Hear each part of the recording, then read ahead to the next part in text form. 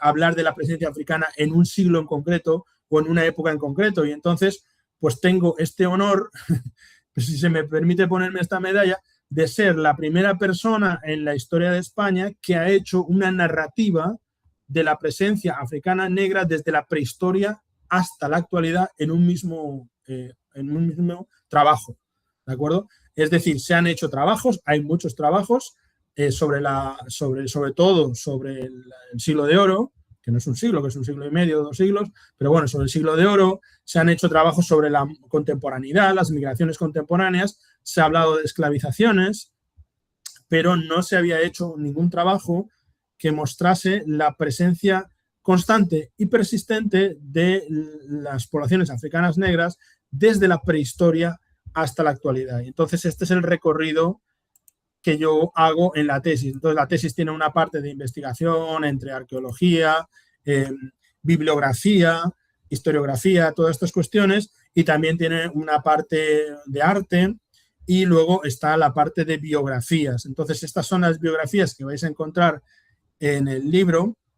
No me va a dar tiempo, obviamente, en esta charla a mencionarlas todas, pero son biografías que van desde que tenemos conocimiento de que existen personas negras en el territorio que hoy en día denominamos España, es decir, lo que esté delimitado por el actual Estado español, hasta épocas recientes. El último personaje que está biografiado en este libro es Guillem de Fac, que fue un cantautor, poeta, escritor, dramaturgo nacido en Guinea Ecuatorial, entonces Guinea Española, Guinea colonizada por España, y que vivió en Mallorca, la mayor parte de su tiempo entre Mallorca y Barcelona, y que es una persona totalmente invisibilizada y ha sido la persona negra en España con más premios literarios y con más reconocimiento.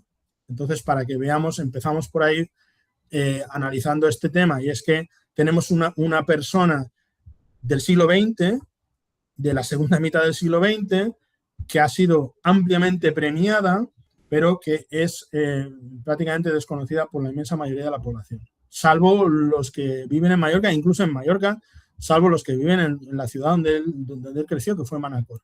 Bueno, pues empezando por la prehistoria, no me voy a ir a la prehistoria más remota, porque todos sabemos, todas y todos sabemos, que la humanidad viene de África, quiero decir, o al menos es la teoría prevalente hoy en día y la que tiene más sentido, y es que la humanidad viene de África. Esto está corroborado por el ADN mitocondrial, está corroborado por la paleoantropología y todo este tipo de cuestiones, pero no voy a ir tan lejos como el origen de la humanidad. Vamos a ir un poco cerca del Neolítico. Empecemos cerca del Neolítico, es decir, esa época en la que casi ya se inventa la agricultura, ese tipo de cuestiones. Entonces, un poco antes del Neolítico ya tenemos las poblaciones originarias de Europa. Ya sabemos, gracias al ADN mitocondrial, al estudio de las diferentes locis del ADN, es decir, los fragmentos diferentes del ADN, sabemos que hace 10.000 años toda la población de Europa era negra.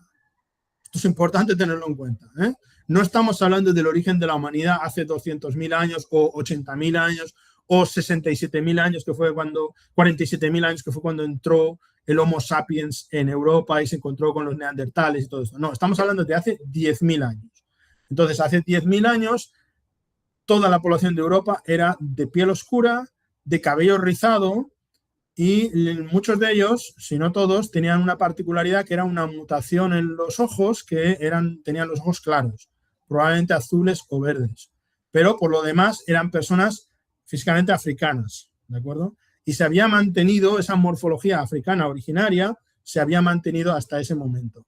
Tenemos algunas pruebas también en el arte rupestre. Por ejemplo, aquí tengo 2 muestras de arte rupestre, una es de Castellón y la otra es de Tassili n'Ajjer.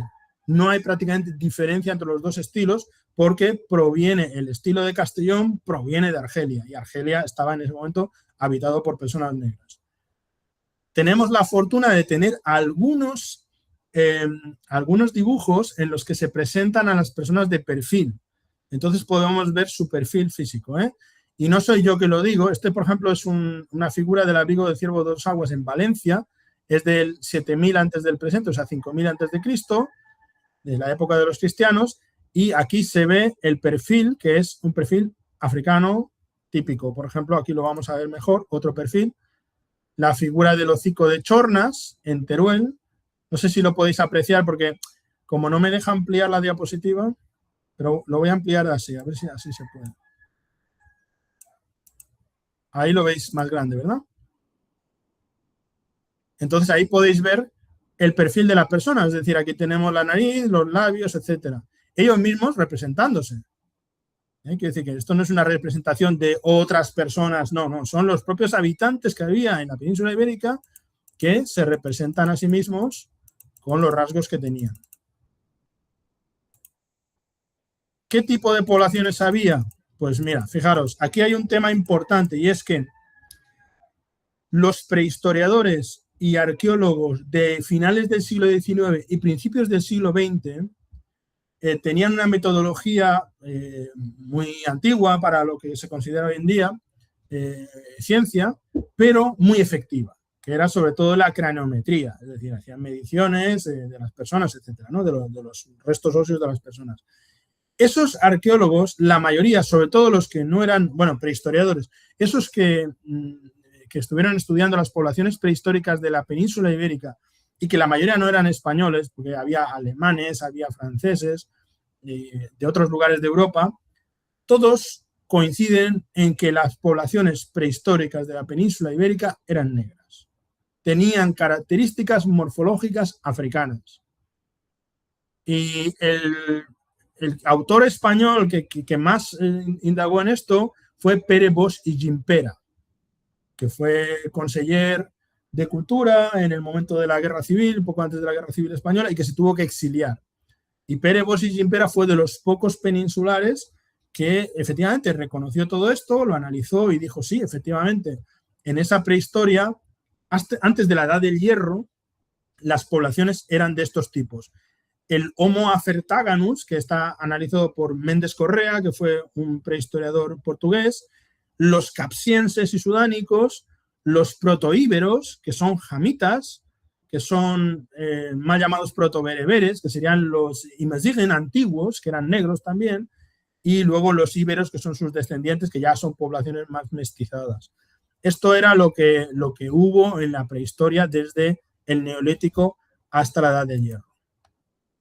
Entonces, ¿qué ocurre? Ocurre que con la invención de la agricultura, sobre todo a partir de Turquía, una serie de poblaciones empiezan a poblar el Mediterráneo y entrar. Y eso ocurre hace unos 8.000 años. Entonces empiezan a entrar por Europa y son poblaciones que son blancas. ¿Por qué son poblaciones que son blancas? Por una mutación, que no quiero entrar en mucho detalle porque consumiría mucho tiempo, pero es una mutación que tiene que ver con el procesamiento de la vitamina D, etcétera, etcétera.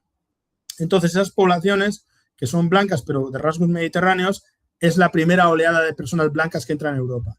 Y luego, con posterioridad, en torno a hace 6.000 años aproximadamente, 7.000, entran una serie de oleadas de poblaciones blancas, de ojos claros y rubias, que son originarias de Ucrania. Y eso es una mutación, se considera que es una mutación, es decir, eran poblaciones que con anterioridad no existían, no eran así, en la Tierra no había personas así, pero de pronto pues aparecen. Y entonces esto está analizado por revistas serias, no estoy hablando de mitología ni nada, estoy hablando de Nature, de Science y todas estas publicaciones importantes que han analizado el ADN mitocondrial, los locis de ADN y han determinado que la presencia de personas blancas es así de reciente en Europa. La primera oleada de personas que vienen de la zona de Anatolia, de Turquía, no sustituye a la población local, sino que como que se mezclan y bueno, es un primer factor. Pero la segunda oleada sí que viene a barrer con las poblaciones negras europeas que había antes. Y entonces esa segunda oleada tiene una incidencia en el ADN europeo que va de mayor en el este de Europa y en el norte de Europa y en el centro de Europa a menor en el Mediterráneo. Se va apagando esa incidencia en el ADN. En el caso de España surgió una publicación recientemente muy polémica que decía que estos invasores de las estepas habían matado a todos los hombres y se habían reproducido con todas las mujeres de la península ibérica. Luego esto ha venido a ser un poco matizado, etcétera, pero bueno, se creó en torno al 5000 una cultura mestiza, que era la de los antiguos pobladores negros europeos, mezclada con las de los esteparios blancos. Si nos vamos a épocas más recientes, por ejemplo, los íberos en la prehistoria española han sido considerados como el corazón de la nación española, la raíz de la nación española, sobre todo por el régimen franquista, ¿no? Que les dio mucho bombo y tal, ¿no? Y entonces, bueno, pues la teoría antigua que he mencionado antes, que la teoría africana de finales del siglo XIX, principios del XX, hablaba clarísimamente de que eran de origen africano. Es más, la palabra íbero propiamente viene de la raíz imazigen iberic, que quiere decir negro, directamente. Luego solo tenemos una descripción física de los íberos, solo una, que es en Julio Agrícola, en la Vita et Moribus de Julio Agrícola, tenemos este texto que dice que el rostro moreno de los siluros y el cabello crespo indica que son de origen ibérico. Y los siluros, ¿quiénes eran? Eran los habitantes del sur de Gran Bretaña. Hay que fijaros que es la única descripción que tenemos porque los romanos en general no estaban muy interesados en la fisonomía de la gente. Estaban más interesados en sus costumbres, sus características y todo esto, y muy pocas veces nos dan descripciones raciales porque el racismo no existía, como lo conocemos hoy en día, en el mundo grecolatino, todo esto. Aunque había algunos casos que apuntaban en esa línea, pero no existía como tal. Entonces, ya tenemos que hay una descripción de los íberos como morenos de pelo rizado, que son características propias de un origen africano ya mestizado. Tenemos en la península ibérica los ibéricos y los celtas, ¿no? Entonces aquí en este mapa, si lo podéis ver, tenemos en la zona naranja los ibéricos orientales y los ibéricos occidentales, que serían los tartesios, y luego los pueblos célticos y otros pueblos anteriores que hubo en la península ibérica, que sería muy largo de narrar, ¿no? Pero los célticos vienen de Europa, del centro de Europa, y los ibéricos vienen de África, indudablemente, porque esta es una gran cuestión. Ha habido infinidad de libros y tesis doctorales para intentar desmentir que los ibéricos provenían de África, pero sin embargo, lo que sabemos hasta por lingüística y por costumbres, etcétera, es que tienen un origen muy probablemente argelino. Vamos, prácticamente sin ningún lugar a dudas. ¿Qué ocurrió? Después de esta oleada de investigadores de finales del siglo XIX, principios del XX, viene la guerra civil y viene el franquismo. Y en los primeros años del franquismo hay una serie de investigadores que son filonazis, porque luego el franquismo intentó tapar eso, cambiar el discurso y hablar de otro tipo de régimen que no tenía nada que ver con aquello. Pero en los primeros años del franquismo, los científicos que hubo y los que tomaron posesión de las instituciones españolas, de los museos, de las universidades, los fundadores del Consejo Superior de Investigaciones Científicas, muchos de ellos eran filonazis directamente. Entonces creían en la superioridad de la raza blanca, este tipo de cuestiones. Entonces, bueno, la supuesta raza blanca, ¿no? Entonces, ¿qué hacen estos? Se dedican a intentar convertir a los íberos en celtas. O sea, una cosa que no tenía pies ni cabeza, no había por dónde cogerlo, pero hacen todo el esfuerzo posible por convertir a los íberos en celtas. No solamente pueblos de origen africano como los íberos estuvieron en la península ibérica en la prehistoria, sino también los fenicios. ¿Qué pasa con los fenicios? Los fenicios, nosotros tenemos una idea de los fenicios como los antepasados de los libaneses y una imagen histórica que se les ha asociado al pueblo judío, pero que realmente no es lo mismo. Pero es que antes de los fenicios, y esto no nos lo cuentan en la historia, antes de los fenicios estuvieron los cananeos. Los cananeos son los antepasados de los fenicios y esos pueblos cananeos fundaron las ciudades que luego fueron refundadas por los fenicios. Cartagena, Cádiz, todas esas ciudades habían sido previamente fundadas por los cananeos y tenemos testimonios de todo ello. ¿Y quiénes eran los cananeos? Pues los cananeos en la Biblia, por ejemplo, son situados entre los pueblos negros. ¿De acuerdo? La Biblia hace una clasificación, es una de las primeras clasificaciones raciales de la historia y son camitas, son pueblos considerados camitas. Podemos observar en su estatuaria a quienes adoraban, etcétera. Se trata de deidades africanas o de origen africano y en muchos casos con rasgos muy evidentes africanos, ¿no? Por ejemplo, aquí tenemos a una deidad cananita, Eritrea.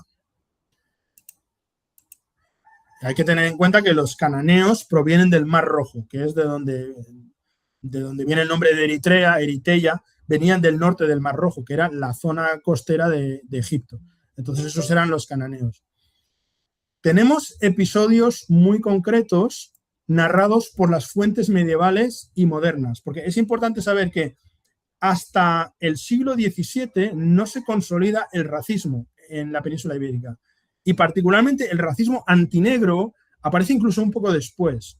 El primer racismo que encontramos en la península ibérica es antijudío, después tenemos un racismo antimoro, y lo moro habrá que hablar de ello, es decir, es una diversidad de pueblos, pero predominantemente más negros que los europeos, y luego tenemos el racismo antinegro. El racismo antinegro se va consolidando con el tiempo, ¿no? Entonces, antes de que existiera este racismo antinegro tan declarado, los cronistas medievales, los que cuentan la historia de España antigua en la Edad Media y en la Edad Moderna, sobre todo también aquellos que están vinculados al poder, o sea, que no estamos hablando de cronistas independientes, malditos y todo eso, no, no. Los que están vinculados al poder nos narran una historia. Hola. Nos narran una historia de la península ibérica en la que hay una presencia africana constante. Es decir, está, por ejemplo, reyes de Marruecos que vienen, gobiernan la península ibérica, etcétera. Una serie de acontecimientos que están a veces entre la mitología y la realidad, pero otras veces están basados en fuentes y son reales. Entonces tenemos que el emperador de Kush, el que vino a ser emperador de todo Egipto, Taharka, estuvo en la península ibérica con sus ejércitos. Esto está narrado por todas las crónicas medievales relevantes. Nos cuentan que Taharko, el emperador, Taharka también, el emperador de Kush, es decir, de Nubia, en una época en la que Egipto estaba invadido por potencias extranjeras, e intentó recuperar todo Egipto, también salvó a Jerusalén de la invasión babilonia, es un personaje que también aparece, por ejemplo, en la Biblia. La Biblia, yo no soy cristiano, yo lo tomo como un documento que nos puede servir de guía para algunas cuestiones históricas, ¿no? Entonces, Taharka viene a la península ibérica con miles de guerreros negros. Esto nos lo cuentan clarísimamente las crónicas medievales. Por ejemplo, Florián de Ocampo, que fue cronista real, fue cronista de los reyes de España, es decir, escribía, estaba a sueldo de la monarquía y escribía para los reyes de España. Y dijo, nos cuenta en 3 capítulos, bastante extensos, cómo vino Taharko a la península ibérica, entró por la zona de Cataluña. La idea era saquear la península ibérica para obtener riquezas para hacerse coronar faraón en Egipto. Y saquea toda la península ibérica y llega hasta Cádiz. Y en Cádiz nos dice Florián de Ocampo, estoy hablando en el siglo XVI, Florián de Ocampo nos dice que cuando llegaron a Cádiz vieron que también eran africanos como ellos, los gaditanos, y decidieron darles una parte de lo que habían saqueado y entregarlo al templo de Melkart en Gadir. Y luego se vuelven saqueando por el norte. Hay una resistencia ibérica que es de Terón, un tal Terón, un ibérico, que les resiste y les combate, y luego pues hay una serie de tormentas y se tienen que volver. Esto es un capítulo fascinante, importantísimo de la historia, es decir, sudaneses estuvieron en la península ibérica, ejércitos sudaneses estuvieron en la península ibérica. Aquí tenemos en la narración de Florián de Ocampo, dice, traían a la península ibérica sus ejércitos gran multitud de hombres negros, valientes y guerreros. Y también él, Taharko, era negro, natural y nacido dentro de la tierra que nombran Etiopía. Confiesan todos los que hablan de este capitán negro, Taharko, haber salido tan valeroso y magnánimo que llegó también a ser rey en Egipto. Y sin esta jornada española de quien ahora tratamos, acometió otros muchos hechos ilustres en diversas tierras. Bueno, podríamos quedarnos en que esto es una leyenda, aunque una leyenda muy elaborada, la verdad, porque con muchos detalles y además muy precisa y además basada en fuentes, muchas de ellas desaparecidas clásicas. Pero es que hay arqueología sobre la presencia de Taharko. No lo he traído aquí, pero tenemos unas monedas con cabeza de nubio en la zona de Valencia. Y en el otro lado aparece Terón, que es el guerrero ibérico que combatió a Taharko. Esto, tenemos numismática, pero no solamente esto. Taharko estableció su campamento en una zona de Cataluña actual, y cuando se retiró del campamento, ahí los ibéricos fundaron una ciudad, con todos los restos que habían dejado los sudaneses. A ver si adivinamos qué ciudad es, por el nombre. Tarragona. Taraco, Tarracona. Entonces, la ciudad de Tajarco, esa ciudad, Tarragona, según nos cuentan las crónicas medievales españolas del siglo XVI y anteriores, fue fundada por sudaneses, por nubios que vinieron a la península ibérica. Tenemos estatuaria, tenemos representaciones como estos sellos, escarabeos, etcétera, que siempre los arqueólogos intentan desviar la atención y decir, no, esto viene de Egipto, esto viene de Egipto. Pero, fijaros, por ejemplo, en el caso de Ibiza, que es una fundación fenicia también, pero probablemente anterior a lo que se nos cuenta, es de una fundación fenicia del siglo VII a.C., probablemente anterior a lo que se nos cuenta, un antropólogo, Nicolás Márquez Grant, realizó un estudio con un programa forense estadounidense y analizó 24 cráneos de los enterramientos de las islas. Y concluyó que 13 de los 24 eran de personas negras, 11 de personas blancas que presentaban todas ellas algún grado de mestizaje. Esto era la población que se encontró en los enterramientos de la isla de Ibiza y no en los enterramientos pobres. No estamos hablando de población esclavizada. Estamos hablando de población habitual, incluso algunas clases pudientes, porque algunos de esos enterramientos son hipogeos y son enterramientos caros.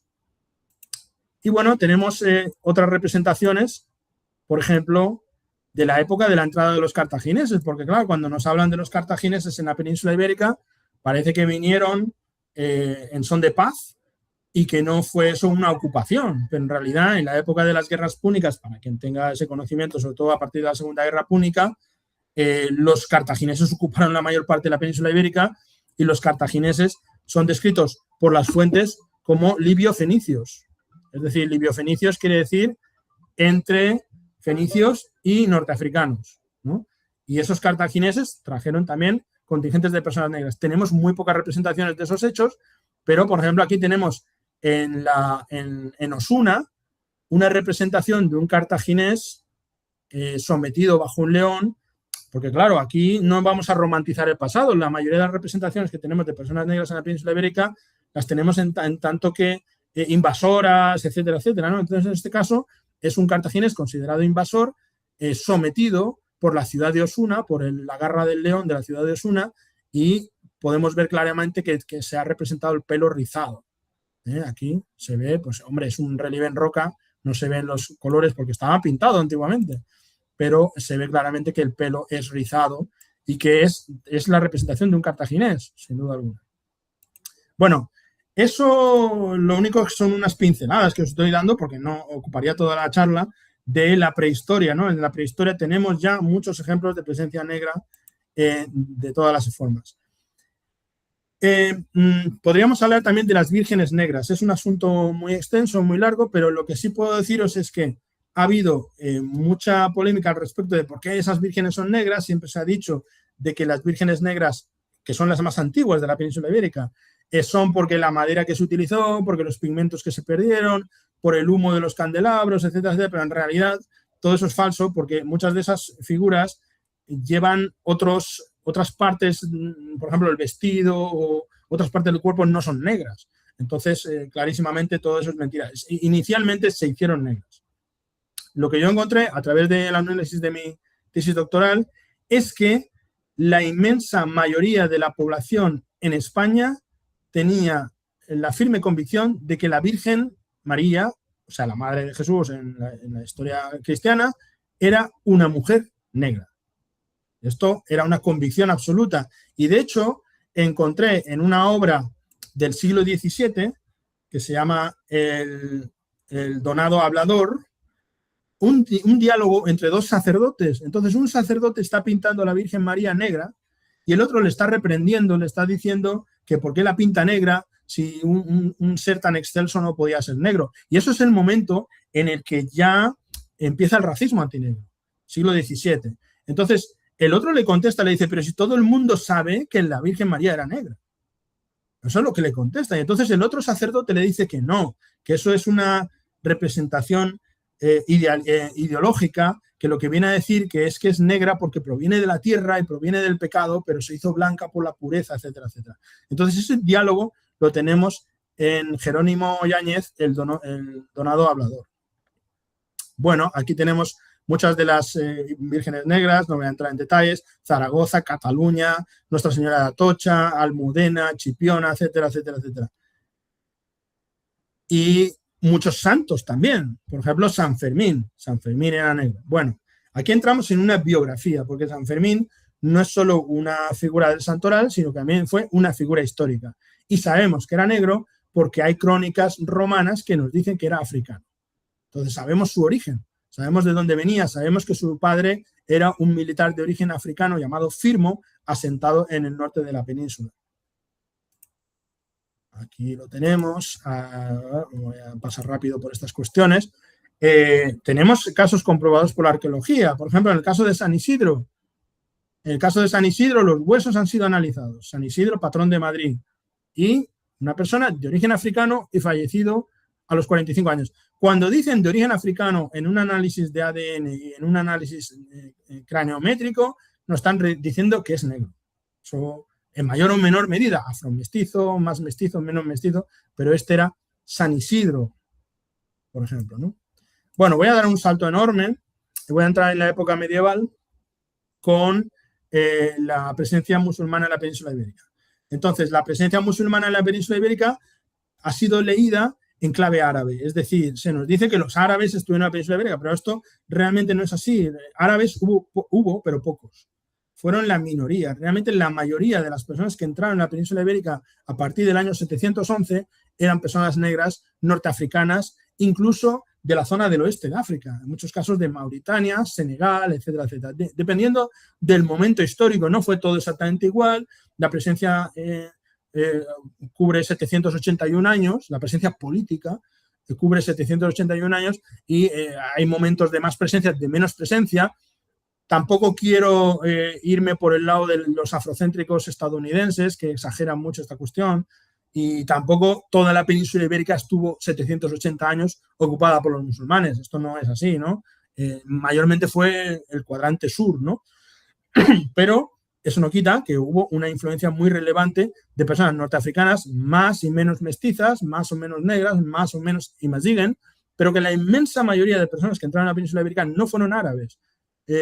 Hubo árabes, sí, hubo sirios, hubo turcos, sí, todas estas poblaciones estuvieron en la península ibérica, pero fueron muy minoritarias. Lo que más hubo fue personas del origen africano y del oeste de África. Por ejemplo, en el caso del califato almorávide, claramente tenemos las descripciones árabes de que sus líderes eran negros. Una diferencia entre la historiografía árabe y la historiografía cristiana o judío-cristiana es que en la mayoría de casos los cristianos no están muy interesados en describir la fisonomía de las personas, porque ya digo, vienen de esa tradición clásica grecolatina y no están muy interesados en eso, pero los árabes sí, los árabes están muy interesados porque primero, existió un racismo árabe anterior al racismo europeo, eso sin duda alguna, lo encontramos en las fuentes, lo encontramos en los autores. De hecho, el Corán, por ejemplo, es un libro muy antirracista porque pretende pues, desmontar todo el racismo que existía ya en ese momento, ¿no? Y tenemos autores como Al-Jahiz, que es un autor que escribe un libro en defensa de los negros, por ejemplo, él siendo negro, ¿no? O sea, que en el mundo árabe ya había un racismo antinegro bastante notorio y tenemos autores que lo dicen claramente, como por ejemplo Ibn Khaldun, en la Al-Muqaddimah lo dice claramente, que los negros son inferiores, que etcétera, etcétera. Pero hay que decir también que los autores árabes no solamente consideran a las personas negras inferiores, sino también consideran a los europeos del norte inferiores también. O sea, a las personas muy blancas las consideran inferiores y las personas más negras que ellos pues consideran inferiores, ¿no? Y hacen una teoría de los climas diciendo que el clima frío embota la mente y que el clima excesivamente cálido, según ellos, también embota la mente. Entonces eso ya lo teníamos en el mundo árabe. Pero eso no quita para que las personas que entraron, porque una cosa es mundo árabe y otra cosa es Islam, muchas veces lo mezclamos demasiado, que tiene relación, pero muchas veces lo mezclamos demasiado. Entonces, la mayoría de musulmanes que entraron en la península ibérica en esas épocas eran norteafricanos, no eran árabes. Esto es importante notarlo. Y muchos de ellos eran africanos negros. Y ya digo que tenemos descripciones de ellos. Entonces, bueno, lo primero que voy a decirlo muy rápidamente esto, sobre la Edad Media tenemos que desmontar el mito de las tres culturas. Es decir, cristianos, musulmanes y judíos. Eso no son tres culturas, son tres religiones. Son tres religiones que tienen relación cultural, etcétera, pero dentro de la península ibérica en la Edad Media había muchas culturas, muchas más. Había personas africanas negras de origen sudanés, por ejemplo, que vinieron con los musulmanes o que estaban ya de la época del Imperio Bizantino y antes en la península ibérica. En el norte de España, por ejemplo, pues en la zona vasca o en la zona gallega había culturas célticas que todavía todavía existían. En fin, había muchas más culturas en la península ibérica. Pero claro, cuando nos hablan de las tres culturas, nos hablan los cristianos, los musulmanes y los judíos, indefectiblemente nos lo representan a todos ellos como blancos o casi blancos. Es decir, los árabes, pues, el mito del árabe del norte, porque si hablamos de los árabes del sur, como los yemenitas y todo eso, pues son pueblos afromestizos. Pero si hablamos de los árabes del norte, pues eso es lo que nos intentan mostrar, típico persona de rasgos sirios, etcétera. Entonces los musulmanes han sido blanqueados, pero había personas negras en el bando musulmán, había algunas personas negras que hemos rescatado de la historiografía en el bando cristiano y había también algunas personas negras en el bando, en el grupo judío, ¿no? Tenemos representaciones artísticas, pocas, pero algunas, ¿no? Por ejemplo, en la Catedral de Oia en Pontevedra, aquí tenemos una representación de la matanza de los inocentes y hay tres grupos representados. Arriba están representadas las personas blancas, abajo están representadas las personas afromestizas norteafricanas y abajo, debajo del todo, están representadas personas clarísimamente senegalesas, pero sin duda alguna, ¿de acuerdo? Esta pintura la ha tenido que hacer alguien que ha visto personas así, con estas características físicas, porque son indudablemente, cuando uno observa bien estos dibujos, son indudablemente personas del oeste de África, ¿no? Esta es la matanza de los inocentes, el episodio en el que Herodes mandó matar a los inocentes, etcétera, etcétera. Entonces, está representado como, y fijaros, es un caso muy interesante de que en esta representación de la Catedral de Oia, las personas más pasivas son las personas blancas, las que están arriba, es decir, las que menos se defienden. Pero las personas negras, que son las que están representadas abajo, son las que más se defienden. Son mujeres que están defendiéndose del ataque a sus hijos. Y aquí tenemos, por ejemplo, una mujer que tiene una espada.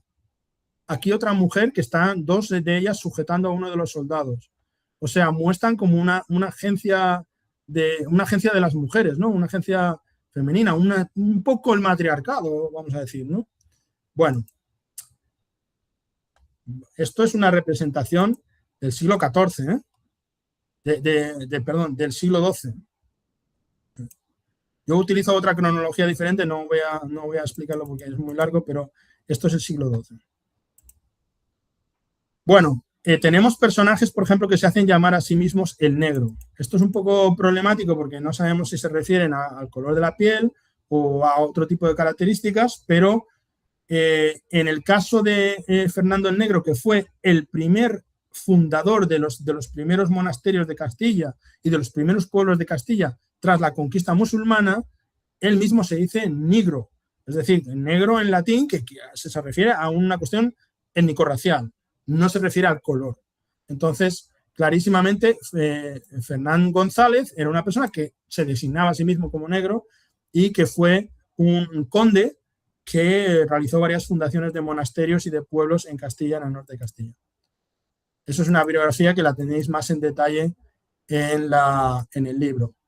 Tenemos personajes interesantísimos, por ejemplo, en las crónicas de Alfonsíes, donde, por ejemplo, la Crónica General de España, donde se narra pues, la historia de España de esos tiempos, y empiezan además en la prehistoria también, y en la época antigua, nos hablan, por ejemplo, de un episodio en la toma de Valencia. En la toma de Valencia por parte del Cid, ¿sabéis? El Cid campeador pues tomó Valencia, se hizo señor de Valencia y luego vinieron los musulmanes a recuperar la ciudad. Y entonces entre los contingentes musulmanes que vinieron a recuperar la ciudad de Valencia había un ejército de mujeres negras. Esto nos lo cuentan las crónicas, capitaneadas por Nugeimat Turquilla, una mujer arquera negra, y nos dice claramente que él iba con el pelo rapado, con la cabeza rapada, y que era la capitana de un ejército de 100 mujeres arqueras negras que eran consideradas las mejores arqueras de su tiempo. Y ellas entran en la toma de Valencia, pero lo que ocurre, este hecho es bastante interesante, y es que como no existía racismo en esa época todavía, tal y como lo entendemos hoy en día, lo que le preocupaba a los soldados no era que fuesen negras, sino que eran mujeres. Es lo que les preocupaba seriamente. Y entonces salieron a matarlas de noche en el campamento mientras dormían para que no hubiese bajas de hombres a manos de mujeres y cundiera el desánimo entre las tropas cristianas. Esto es lo que nos cuentan las crónicas. Pues es interesante ver cómo una vez que se reproduce esta historia, después de ser convertidas, después de ser descritas como mujeres negras, son descritas como hombres negros y después como hombres blancos. O sea, es interesante ver que el machismo estaba antes que el racismo. Bueno, tenemos personajes interesantes del mundo musulmán como Abul Hassan Ali ibn Nafis Iryab, que fue el músico más reconocido del mundo árabe en su tiempo. Estuvo en la corte de Córdoba. Estamos hablando del siglo VIII, siglo IX. Estuvo viviendo en la corte cordobesa. Fue muy reconocido y muy afamado como doctor y como músico y también como cosmetólogo y como sabio. Y es curioso que es importante saber que el himno de España, que es la Marcha de Granaderos, que es una obra muy antigua, que en realidad se usa como himno de España, pero no tiene letra. ¿Por qué? Porque viene de una marcha militar que los cristianos copiaron a los musulmanes. Pues ese himno de España proviene de una nuba, y entonces Siria fue el introductor de la nuba. La nuba, que es un estilo musical, como su nombre indica, de Nubia.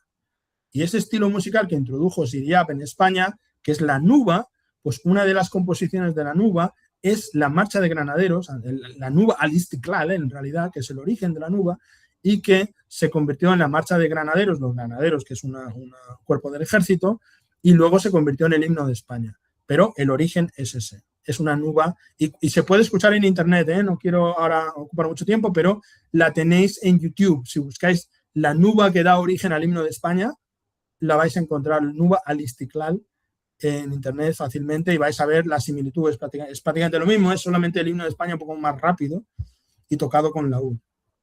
Bueno, personajes de la época islámica, tenemos muchísimos personajes negros.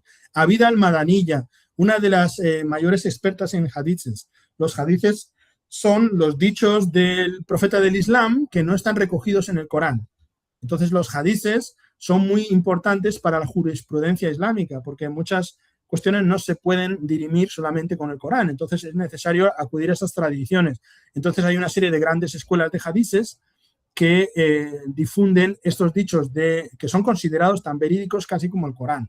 No tan imprescindibles como el Corán, ni tan directamente escritos por Dios como el Corán, pero sí considerados relevantes e importantes, y se cree mucho en esa tradición. Entonces, hay una tradición de transmisión a través de la memoria de esos hadices, y Abida al-Madaniyya fue también, una vez más, la mayor experta del mundo conocido en hadices, y fue la esposa de un juez, y entonces pues le asistía en los juicios trayendo los hadices que correspondían al juicio en concreto. Y era una mujer negra. Está descrita por las fuentes como una mujer negra de Marrakech, ¿de acuerdo? Eso no hay duda ninguna. Estaba esclavizada, de hecho, y cuando se casó su marido con ella, pues la liberó. Entonces, Abida al-Madaniyya es otra. Tenemos también ejemplos en el arte, por ejemplo, aquí, en el libro de los juegos de Alfonso X el Sabio, tenemos a esta representación, señores moros jugando al ajedrez. Hay que decir que la designación moro no es peyorativa, todo depende de cómo se diga, pero moro no es peyorativo. Moro quiere decir de origen norteafricano y moreno de piel, oscuro de piel. Moro viene de Mauro, Mauri del latín, antes se les llamaba Mauros, y de ahí viene el nombre de Mauritania, por ejemplo, ¿no? Entonces, bueno, la Mauretania tingitana, que era la Mauritania romana, tenía este nombre porque Mauro es la misma raíz etimológica que marrón, que es la palabra marrón, o que la palabra mora de lo que es el fruto, ¿no? Entonces se refiere al color oscuro de la piel. Entonces aquí tenemos, pues por ejemplo, representación de Alfonso X el Sabio de los señores moros jugando al ajedrez. Es decir, tenemos un momento de presencia negra importante en la península ibérica. Yo diría, por lo que yo he analizado, por lo que yo he podido analizar, sobre todo de los moriscos, que son los musulmanes después que se les forzó a convertirse al cristianismo, que en muchos casos fueron expulsados, en otros casos fueron esclavizados. Por las descripciones que tenemos de ellos, yo diría que aproximadamente una tercera parte de las personas que se llamaban moro en la documentación eran personas negras, y de hecho se les describe como moro negro. Otra tercera parte eran personas más claras de piel, por eso se les llama moro blanco. Y cuando se dice moro y no se dice nada más, podría argumentar mucho sobre esto porque tengo muchas pruebas, es como decir afromestizo. Básicamente era como la designación previa a mulato. La palabra mulato apareció después, es una palabra muy peyorativa, animalizante, quiere decir como una mula, y es el producto de la yegua y el asno. El asno es la persona negra en esta idea y la yegua es la persona blanca, y surge un ser híbrido que es la mula. Pero ¿qué pasa? Esa designación es posterior, esa designación es del siglo XVI-XVII. Con anterioridad no existía, en la Edad Media no se decía mulato, se decía luridus, que es un color que quiere decir marrón claro, que es luridus, o se decía moro. Cuando se decía moro, claro que tenía connotaciones religiosas, culturales, geográficas, todo eso sí, pero cuando se dice moro y morisco y no se añade ninguna otra etiqueta, normalmente es una persona afromestiza. Bueno, tenemos almundir, tenemos califas, tenemos emires, tenemos personajes de todos los escalafones sociales dentro del ámbito musulmán, negros. También, por ejemplo, algunos científicos. Tenemos un caso muy interesante, como el caso de Ibn al-Yasamin, que fue un matemático y poeta. Él enseñaba matemáticas haciendo poemas con las fórmulas matemáticas, y también es descrito como negro por las fuentes árabes. Es decir, las fuentes árabes sí que describen a las personas y dicen esta persona era negra, esta no, esta era mezcla, su madre era negro, su madre era negra o su padre era negro. Esto lo describen las fuentes árabes bastante. Yusuf II, califa almohade, en fin, tenemos su biografía, todo esto en el libro. Tenemos algunos de los que resistieron a los cristianos ya cuando los musulmanes fueron expulsados de la península ibérica. En el caso de Valencia tenemos a Ali Bokor.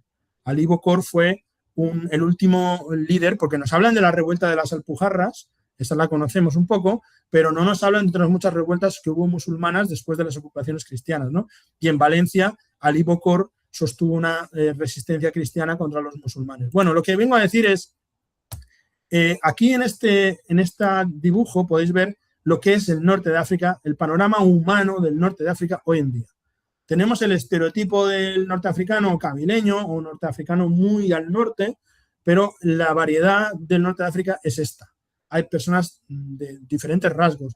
Y estas fueron las personas que entraron a la península ibérica, que estuvieron 781 años políticamente hablando, porque luego estuvieron mucho tiempo más, hasta que fueron masivamente expulsadas en 1619, pero aún así siguieron viviendo en la península ibérica en muchos casos, y en muchos casos se mestizaron con otras poblaciones. Por ejemplo, algunas de las ramas de las familias de los pueblos gitanos provienen del norte de África.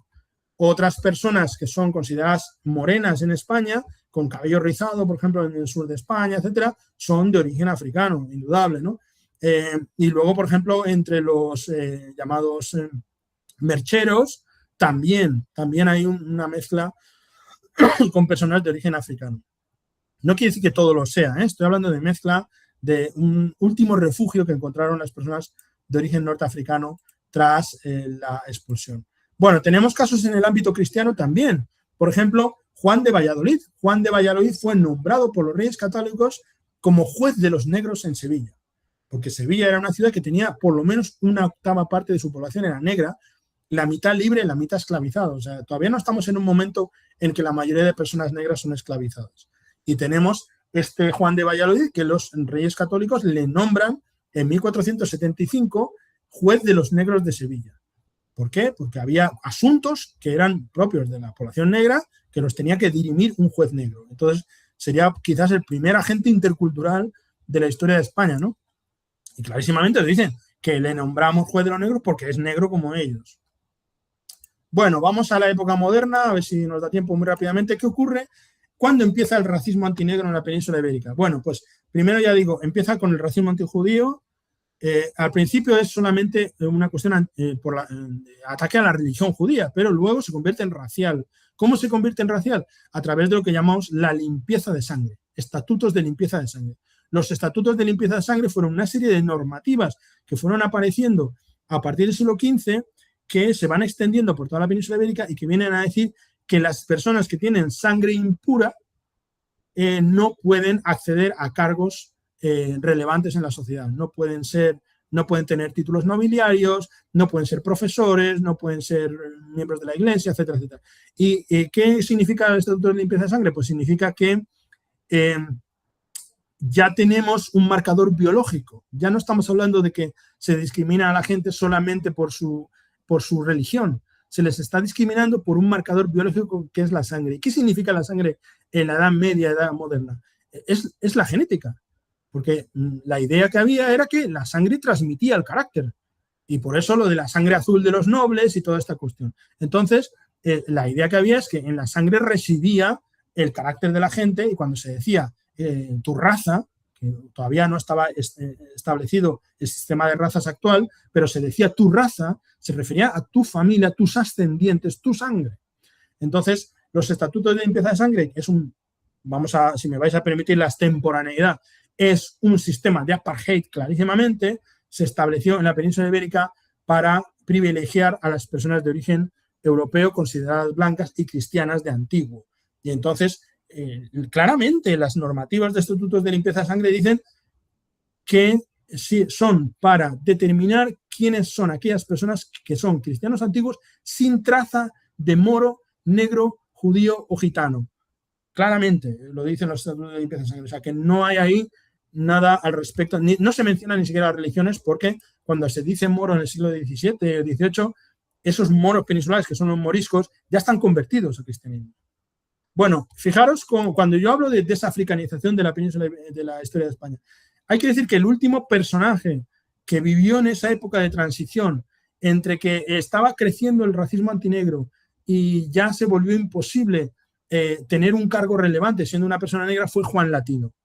Juan Latino, que fue catedrático de la Universidad de Granada durante 3 décadas, fue el mayor latinista de su tiempo, el mayor experto en latín conocido en su tiempo, mencionado por muchos autores, hasta el propio Cervantes, y fue una persona que pudo tener esa posición siendo negro, habiendo nacido esclavizado, pero luego liberado, siendo de la familia de los condes de Cabra, siendo de la familia del gran capitán, tan famoso, pues la familia de Gonzalo Fernández de Córdoba, pues él pudo tener ese cargo, pero ya empezaron los ataques contra su persona. Y entonces él, como intentaba evitar esos ataques, él decía que era de origen etíope, pero obviamente sabemos que no. Probablemente era de origen de la zona del Golfo de Guinea, que puede ser cualquier país, entre la actual Sierra Leona y Gabón, ¿no? Entonces, él era de por allí, o su madre era de por allí, pero él apelaba a su origen etíope, haciendo como una especie de juego de palabras, porque en realidad Etiopía en realidad significa toda África en aquella época, entonces tampoco era muy preciso, pero con eso intentaba apelar a orígenes africanos cristianos para que le dejaran desarrollarse con normalidad su profesión, ¿no? Fue escritor, fue poeta, escribió unos poemas a los Austrias, etcétera, etcétera, pero bueno. Es el último caso que tenemos en el que, bueno, pues todavía alguien puede reclamar ser negro y formar parte de la cristiandad y de la hispanidad hasta cierto punto en la península ibérica. Luego, fijaros, mira, ya tenemos a partir de 1700, a partir de, ya he dicho, 1619, la gran expulsión de población de origen africano de la península ibérica, que fueron no menos de 400.000 personas y quizás 800.000, lo cual es una barbaridad, porque la población eran unos 12 millones de habitantes, es decir, una expulsión masiva de población hacia lugares que no conocían, porque podían ser de origen africano, pero ya llevaban 8 o 9 o 14 generaciones viviendo en la península ibérica y fueron expulsados masivamente. El último que resistió ese tipo de políticas de asimilación de los cristianos sobre los musulmanes fue Aben Humeya. Es muy conocido el caso de Aben Humeya, la revuelta de las Alpujarras y toda esta cuestión. Bueno, pues la descripción de Aben Humeya que tenemos es que era de color moreno, verde y negro, cejunto, ojos negros, grande, gentilhombre de cuerpo, etcétera, etcétera. O sea, tenemos su descripción física. Y tenemos un retrato de los más antiguos que se hizo de él, que lo presentan con una persona afromestiza, claramente, o sea, con rasgos afromestizos, clarísimamente. Bueno, pues fijaros cómo empezó a actuar después de la expulsión de los moriscos, cómo empezó a actuar la historiografía para que veamos cómo funciona el blanqueamiento. Mira, aquí tenemos 3 portadas, a ver si lo podemos ver, 3 portadas de libros representando a Aben Humeya.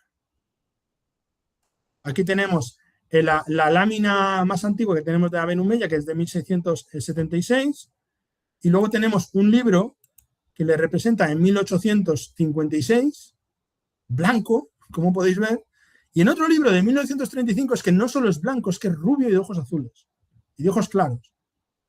Esto es un libro para niños que representa a Aben Humeya. Entonces, ¿qué ocurre? En el siglo XIX hay como una especie de aceptación orientalizante del pasado moro de España, pero se le convierte en blanco. No pueden ser moros negros. Por no decir de que no solamente se produce el blanqueamiento de los personajes negros, sino que además el borrado completo de otros personajes. Por ejemplo, Aben Humeya no fue el iniciador de la revuelta de las Alpujarras. El primer líder de la revuelta de las Alpujarras fue Faraj Aben Faraj, que era llamado el negro de Terque, y está descrito unánimemente por las fuentes como negro. Ese fue el primer líder de la revuelta de las Alpujarras, está borrado de la historiografía totalmente. Entonces hay un doble proceso, el borrado y el blanqueamiento. Podríamos decir que, bueno, que yo barro como un poco para casa, lo que me interesa, ¿no? Tenemos representaciones de los moriscos. Estos son representaciones de viajeros extranjeros que estuvieron en la península ibérica y pintaron a los moriscos. La mayoría de ellos están representados como afromestizos. Y si me dirán, esto es el color que tenían las personas de la península ibérica, los cristianos también, pues no es cierto, porque ese mismo autor nos representa a los cristianos de Castilla, de Zaragoza, de muchos lugares, y nos representa a blancos. Y también nos representa a los africanos esclavizados que había en la península ibérica, o las personas de origen africano negras. Quiero decir que el morisco es un afromestizo. Si no tiene otra etiqueta, si tiene la etiqueta morisco blanco o mora blanca, ¿por qué es necesario decir moro blanco? Pues porque obviamente la mayoría de los moros no eran blancos, ¿de acuerdo? Y también en la historiografía pues tenemos esta otra designación que es moro negro, que es cuando se trata de una persona mora pero más oscura de piel. Y aquí tenemos algunas personas también negras libres representadas por este orfebre alemán que estuvo en España, que estaba interesado en pintar trajes en realidad, lo que le interesaba era pintar trajes, hizo un libro de trajes, que es Christoph Weiditz, que estuvo entre 1530 y 1540 en la península ibérica y representó a todas las personas que había, todos los diferentes grupos humanos que había, y la mayoría de castellanos son representados como blancos, ni siquiera morenos, blancos. Esta idea del español moreno es precisamente lo que ocurre cuando se mezclan en lo que fueron los descendientes de los norteafricanos que estuvieron en la península ibérica con la población de origen hispánico, que en muchos casos era incluso de origen germánico, que hay que decir que también, aunque se ha exagerado mucho esto, pero población de origen germánico había. El blanqueamiento continúa a día de hoy, es decir, no es una cosa del pasado. Por ejemplo, aquí tenemos un libro sobre una novela sobre Céspedes, que fue una mujer morisca, llamada morisca. ¿Y por qué la llamaban morisca? Porque su madre era negra y su padre era blanco, la llamaban morisca. Entonces Céspedes nació mujer, pero ella quiso vivir como hombre y se considera que pudo haber sido o una persona transexual o intersexual, no está muy claro, o quizás una mujer lesbiana. La cuestión es que se escapó de la casa donde vivía porque estaba como esclavizada por el padre de por su padre, y que era el esclavizador de su madre, y se escapó y quiso ser cirujana. Entonces se presentó como hombre a un tribunal para ser cirujano y es la primera persona que conocemos, nacida mujer, que pudo tener un título de cirujano en España. No solo eso, sino que además luego participó en la guerra de las Alpujarras que he mencionado antes, pero en el bando cristiano, no en el bando moro. Pero la llamaban morisca constantemente. Y luego, posteriormente, se quiso casar con una mujer, pero la descubrió el Tribunal de la Inquisición, y pues el juicio del Tribunal de la Inquisición es la mayor fuente de información que tenemos sobre ella, o él, o ella, sobre su vida, y porque, bueno, pues que eso, que se casó con una mujer, hizo ver que era hombre, hizo lo máximo, pero al final pues se descubrió que era biológicamente una mujer, ¿no? Y entonces, bueno, en esta novela de Agustín Sánchez Vidal, en la portada, en la primera edición, aparece como debió ser, una persona afromestiza, pero en la segunda edición, por lo que sea, decidieron blanquearla. No sé, se ve que no vendían suficientes ejemplares o lo que sea, y pues ahí estamos continuamos con este blanqueamiento a día de hoy, que lo tenemos en todas partes, lo tenemos a la hora de blanquear a los egipcios, lo tenemos en muchas situaciones, ¿no? Bueno, más ejemplos de personas moriscas. Juan de Pareja, Juan Pareja en realidad, que habría que llamarle Juan Pareja, no de Pareja. Entonces, Juan Pareja, que fue esclavizado por Velázquez, era una persona, que aquí tenemos el retrato que le hizo Velázquez, que era descrito como morisco. Pero no tenía ningún origen morisco, ni era musulmán, ni nada por el estilo. Era lo que después se vino a llamar mulato. Es decir, una persona afromestiza, que es la designación, digamos, correcta, no animalizante para esto. Juan Pareja es un personaje muy interesante porque se dice que se blanqueó él en los cuadros que pintó. Él después fue pintor, es decir, estaba esclavizado por Velázquez, hacía trabajos para Velázquez dentro de los cuadros de Velázquez, hacía los cuerpos, los fondos, etcétera, y luego pues fue liberado y se dedicó a la pintura y él fue maestro de la pintura y hizo varios cuadros muy interesantes. Aquí no se va a apreciar en detalle, pero ha habido mucha polémica sobre si se blanqueaba, porque él aparece en uno de los cuadros, que es en este cuadro de aquí en concreto, La vocación de San Mateo, de 1661, aparece como más blanco que como le pintó Velázquez. Bueno, esto puede ser porque se blanqueó él, pero también puede ser porque las personas afromestizas cambiamos fisonómicamente con el tiempo. Esta es la realidad. Yo cuando era niño, si veo mis fotos de niño, soy muy diferente ahora, o cuando era un adolescente, son muy diferentes. O sea, eso también ocurre, ¿eh? Pero yo veo que él es reivindicativo porque en este cuadro no lo vais a poder ver porque no está en alta resolución, pero hay algo de lo que nadie habla. Yo no de todo lo que he leído sobre Juan Pareja, no he visto que nadie habla de esto, nadie.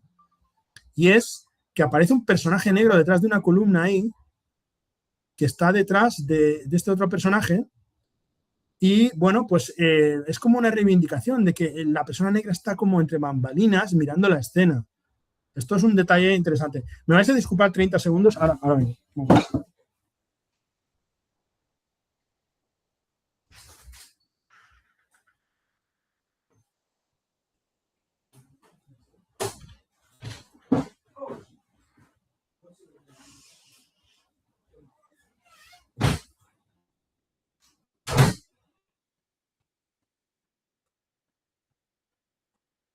Bueno, ya estoy aquí de nuevo. Entonces, bueno, hay polémica al respecto, etc.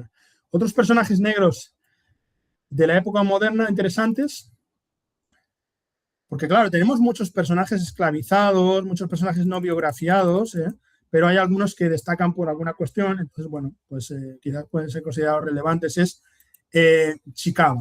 Chicaba fue una mujer que se dice que fue esclavizada y que era de origen de la nobleza africana de la zona de Ghana, aunque yo no lo tengo tan claro que si era Ghana, pienso que a lo mejor era el Congo, pero bueno, no está tan claro, y fue esclavizada. Su esclavista intentó violarla, ella se resistió tanto que decidieron llevarla a un convento a vivir. Entonces fue a vivir a un convento y ha sido como considerada como una beata, ¿no? Ha sido adorada casi como una santa. Y es interesante y triste también, pero observar que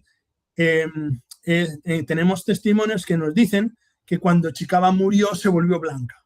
Es decir, claro, no podía entrar al cielo siendo negra, entonces se volvió blanca porque de lo buena que era, pues esa fue la recompensa que le dio Dios en el cielo, ¿no? Para entrar al cielo siendo blanca. Bueno, Chicaba es interesante porque es la primera persona negra que sabemos que escribió su biografía y que la tenemos registrada. Aunque también hay que decir que lamentablemente pues lo que tenemos de ella en realidad lo reescribió su confesor, que se llamaba Paniagua, pero tenemos, por ejemplo, ejemplos muy interesantes como son estos poemas de Chicaba que son muy similares, por ejemplo, a los poemas místicos de Santa Teresa de Jesús, etcétera. Pues Chicaba tiene, de hecho, pues dedicados a algunos cuadros en el convento de las Dueñas en Salamanca, se puede ir a visitar y se puede ver lo que se recuerda de ella, ¿no? Hay que decir que cuando murió, pues la gente entró enfervorizada y le arrancaron pelo y arrancaron partes de su cuerpo para llevárselos. Aquí tenemos imágenes y representaciones de Chicaba, ¿eh? Era una mujer negra, sin duda. Otros personajes interesantes, por ejemplo, en Madrid, con Carlos III, llegaron 4 personas negras a las que él trató como hijos suyos y les dio el apellido de Borbón. Y claro, en la historia lo que nos dicen es que fueron ahijados suyos, adoptados, pero yo sostengo que debieron ser hijos suyos, porque Carlos III fue rey en Nápoles, estuvo en Nápoles durante un tiempo y en Nápoles había una presencia negra muy importante, entonces mi teoría es que tuvo hijos con mujeres esclavizadas o con alguna mujer esclavizada en Nápoles y que los trajo, cuando ya fue coronado emperador en España, pues los trajo a Madrid. Y entonces tenemos 4 personajes, de los cuales 2 destacaron bastante, que son José Carlos de Borbón y Antonio Carlos de Borbón, que uno de ellos fue pintor y el otro fue arquitecto. El que fue arquitecto fue el creador de la Real Fábrica de Porcelana de Madrid, que ya quedan algunos restos todavía en el Parque del Retiro. Entonces es el primer caso que conocemos de un arquitecto negro en la historia de España, ¿no? Y ya digo que debieron ser hijos suyos porque no solamente les dio el apellido, sino que les dio una pensión y los casó con mujeres de ciertas familias más o menos pudientes, ¿no? Y fijaros que es también triste, pero interesante entender que al mismo tiempo que Carlos III tenía estos 4 ahijados o hijos, que por cierto les construyó un edificio en el actual Lavapiés, que es la Casa de los Negros, que era donde iban ahí a educarse, donde recibieron educación. Es también curioso o triste saber que Carlos III fue el más esclavista de los reyes españoles. Y aquí vamos a entrar muy rápidamente en una cuestión, y es que España fue una potencia esclavista, eso es otra cuestión que nos han borrado de la historia, y ya digo, a partir del siglo XVII, las personas negras empiezan a ser en su mayoría, tanto en la península ibérica como en las colonias españolas, que ya les podemos llamar virreinato, lo podemos llamar como queramos, pero son colonias. Entonces, en esas colonias españolas hubo una gran masa de personas esclavizadas y en la península ibérica también, ¿de acuerdo? Y entonces España fue una de las principales potencias esclavistas europeas, junto con Gran Bretaña, Portugal, Francia, Dinamarca, otros muchos países que participaron en este tráfico criminal, ¿no? Y Turquía también, que Turquía no se suele hablar, ¿no? Entonces, importante saber que no menos de 80.000 personas estuvieron esclavizadas por Carlos III como esclavos del rey, como personas esclavizadas del rey, no personas esclavizadas de la nación, o etcétera, etcétera. No sabemos exactamente el número de personas esclavizadas que hubo en el siglo XVII, XVIII, XIX, pero los cálculos totales apuntan a 2 millones en total.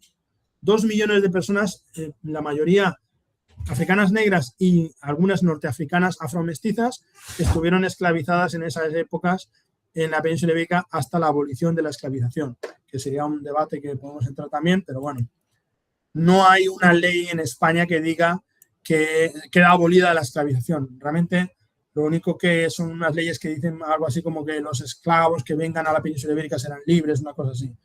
Es lo que tenemos, ¿de acuerdo?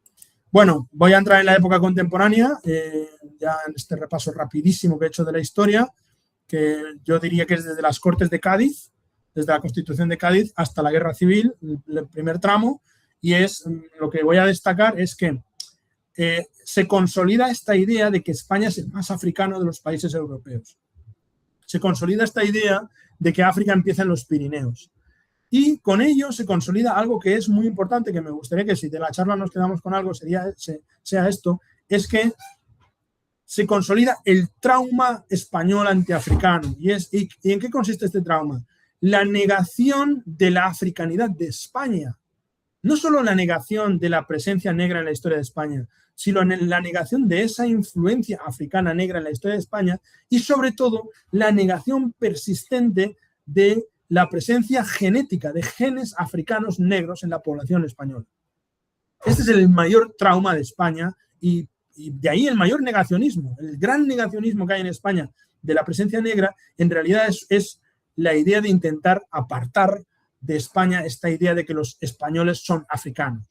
¿De acuerdo? Cuando yo digo la africanidad de España, obviamente no estoy diciendo que sea mayoritaria. Nunca fue más de un 12%, nunca fue más de un 15%, pero ahí estuvo siempre esa africanidad y es influyente en la historia de España, es influyente en muchas cuestiones, por ejemplo, el flamenco, es influyente en la concepción religiosa del país, es influyente en la economía del país. Entonces, toda esa realidad de la historia africana y negra de España borrada, en realidad se niega no solamente por negar la responsabilidad española en la esclavización y por dulcificar el colonialismo español, porque ahora hay una corriente neoimperialista de personas que intentan decir que, bueno, que el imperio español fue mejor que el británico, que realmente aquí a las personas esclavizadas prácticamente se les abrazaba todos los días y todo esto. Y esta corriente no solamente se trata de, coloquialmente se dice, echar balones fuera respecto a la responsabilidad española en la esclavización y el colonialismo en África también, porque Guinea Ecuatorial, Marruecos, etcétera, sino es ese miedo atroz que tiene una gran parte de la población española a ser considerados parcialmente negros. Este es el gran trauma poblacional que hay en España. Y de ahí que muchas personas españolas, cuando viajan a Estados Unidos o viajan al norte de Europa, se les discrimina porque se les considera en parte norteafricanos y entran en shock, ¿no? Esto hay muchos testimonios de personas que dicen que no me metas a mí en el grupo de los latinos o no me metas a mí en el grupo de los moros y todo esto, ¿no? Pero es una realidad que está ahí. Bueno, España es uno de los países que más tardíamente abole la esclavización, ¿de acuerdo? Hasta 1866, o sea, es uno de los países donde la esclavización continuó durante más tiempo, pero nos preguntaremos, vale, de acuerdo, se abolió la esclavización, ¿qué pasó con esas personas negras que vinieron a la península ibérica? Ya que dices, que me han dicho más de una vez, ¿no? Ya que dices que había tanta presencia negra en la península ibérica, que nos lo has estado narrando, etcétera, ¿por qué ahora mismo no se ve, salvo los que han venido en las últimas migraciones desde los años 80? Bueno, hubo mucho más mestizaje que en lugares como Estados Unidos, que no le voy a dar solamente el tono positivo que le quieren dar a algunas personas. No todo el mestizaje es positivo. Hay mestizaje que viene de la violación, hay mestizaje que viene del intento de borrado de poblaciones. Por ejemplo, en Argentina, ¿no? Clarísimamente se promovió la inmigración europea para que se mestizara con las poblaciones originarias de Argentina y con las poblaciones negras y desaparecieran. O sea, que hay mestizaje también como plan racista político, ¿no? Pero bueno, hubo más mestizaje en España que en otros lugares. Luego también muchas ramas del pueblo gitano son de origen africano, esto hay que saberlo, es una especie de secreto también entre algunas personas del pueblo gitano, porque también son puristas y no quieren que esto se sepa. Por ejemplo, hay gente que piensa que la familia Flores son gitanos, pero no lo son, solo son parcialmente. El apellido Flores es clarísimamente un apellido de origen africano que se le ponía a las personas negras cuando no sabía qué apellido ponerles, se les ponía Flores. Bueno, en fin, y luego es que están borradas, están tan borradas porque estaban, es que no es que no estuvieran. Mira, os voy a presentar un dibujo que tenemos de una protesta contra la esclavitud. Después de que se abolió la esclavización en Puerto Rico, pues hubo esta asociación de abolicionista que tenía su sede en Madrid y que tenía varias sucursales por aquí y por allá, que pues abogó por la abolición total de la esclavización. Y mira, fijaros, aquí tenemos un dibujo de 1873 que es una manifestación en Madrid contra la esclavización. Y si os fijáis bien, mira, aquí hay personas negras, aquí también, no sé si veis el cursor, aquí también, aquí. Hay más de 30 personas negras en esta primera fila de la manifestación. Hay una mujer aquí, hay niños, están representados en Madrid en 1870. Les tenemos en los archivos en Madrid, les tenemos en los archivos en Cádiz, les tenemos en los archivos en el sur de España, en Valencia, en las Baleares. Las Baleares son peculiares porque ahí no se produjo expulsión de moriscos, porque si lo hacían se quedaban desiertas las islas. Entonces las Baleares también, en muchos sitios. En el siglo XIX siguió habiendo personas africanas negras en la península ibérica viviendo. Los antiguos esclavizados fueron transformados en criados y criadas, pero criados y criadas muchas veces sin sueldo, muchas veces que no tenían libertad para decidir qué hacer con sus vidas. Prácticamente era lo mismo que la esclavización. Pero también tenemos personajes relevantes, personajes que influyeron en el flamenco, siglo XIX, María Loreto Martínez. Tenemos a María Loreto Martínez, que fue la que trajo los cantes caribeños al flamenco, los cantes de ida y vuelta que se llaman, ¿no? Tenemos personajes súper interesantes como la ahijada de la duquesa de Alba. Digo que es muy interesante porque la herencia que le dejó la hubiera hecho millonaria, si no fuese porque luego fue secuestrada y esclavizada de nuevo.